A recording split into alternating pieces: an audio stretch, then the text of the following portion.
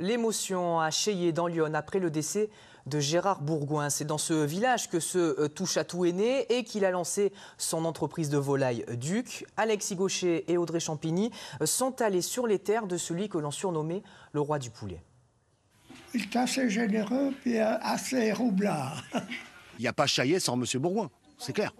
Pour eux, c'était Gérard, aussi appelé le Grand. Au lendemain de l'annonce de son décès, l'émotion est encore palpable dans son village natal. Parti de rien, ce fils de boucher livrait lui-même ses terrines à Paris dans ce camion, avant de bâtir un véritable empire industriel jusqu'à devenir le leader européen de la volaille.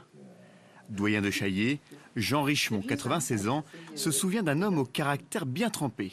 Il était tenace, il a fait tout ce que les autres ne voulaient pas faire. Puis quand il avait dit quelque chose, il fallait que ce soit exécuté. Touche à tout, l'entrepreneur deviendra maire de Chailly en 1983 comme son père et le restera jusqu'en 2014. Mais le roi du poulet voit toujours plus grand. Il crée sa propre compagnie aérienne et accueille à son aérodrome des personnalités qui ne passent pas inaperçues.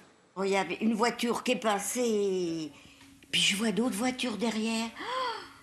Je me rappelle, je dis à Charles, mais qu'est-ce qui se passe? Il y a quelque chose dans le village. Mon mari dit, tu te rends compte, Castro? Gérard, il a ramené Fidel Castro à Chaillet.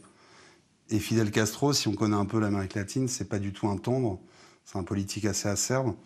Et il disait de Gérard Bourgoin, si tous les capitalistes étaient comme Gérard Bourgoin, il n'y aurait plus de problème dans le monde.